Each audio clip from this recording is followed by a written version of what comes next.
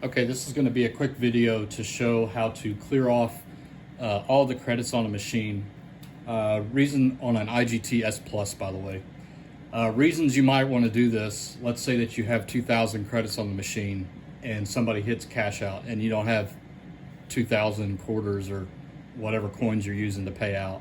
It could take a long time to cycle through, getting all the quarters and putting them back into the hopper, etc. So there is a way that you can completely clear off the credits so that you can start back over from fresh. First thing you need to do is open it up, turn it off.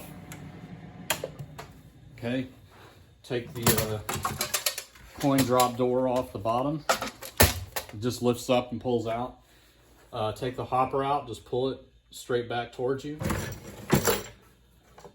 Okay. Next, you need to take the MPU board out, which is this back here. Just grab this and pull up.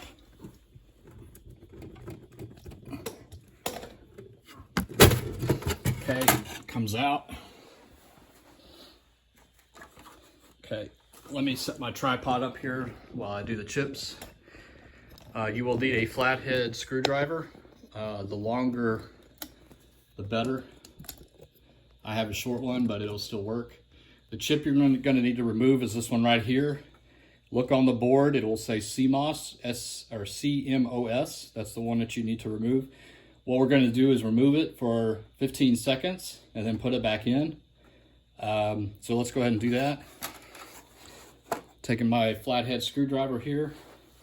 And what I'm going to do is just go under the chip. There's a little gap in between the chip on the top and the mount or whatever it goes into on the bottom. So I'm just going to go in here and just start working it up, just very slowly. And then once you get more room, start putting the flathead further back in. So you just kind of work the pins up. And when you get close to the end, just lift up. You should be able to get it out. Whatever you do, don't try to lift it up before you get most of the way down with the flathead screwdriver, because you'll bend the pins when you go like this. You want to try to get it as close to lifting straight up as you can. So you wait 15 seconds to put it back in. We've already done that. Make sure you put it back in the same direction that you took it out. And by the way you can know that is on the chip itself. I don't know if you can see it, but there's a little dot on this chip. And then it needs to match. There's a little cutout on the board down here. And those always need to be lined up. If you're not too sure, the best thing to always do before you remove any chips is to take a picture of it so that you know what direction they need to go back in. So the first thing you do is kind of just set it in there lightly. Make sure they're all inside of there. And then just push down. And again, make sure that it's properly in there before you push, because if you don't, you're going to bend the pins and it's hard to get them bent back in the right spot. Okay, so after you do that, put the board back into the game.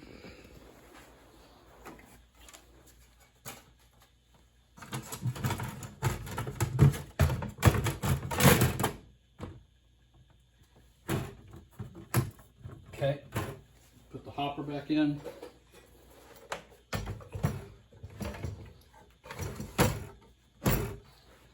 Okay, and then put the cash drawer back in. I guess that's what you could call it. A tray, cash tray.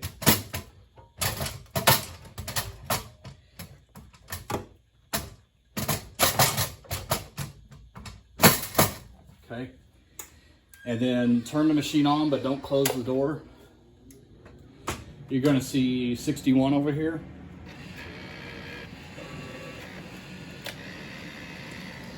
Okay, so that's an error 61, which is a pretty common error to get on these things, but it could mean a lot of different things.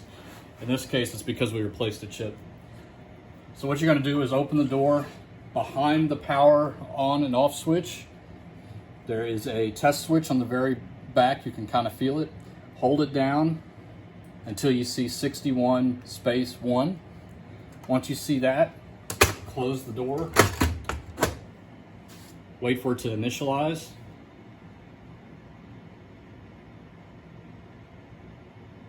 Okay, Now turn the jackpot reset key once, and again wait for it to initialize.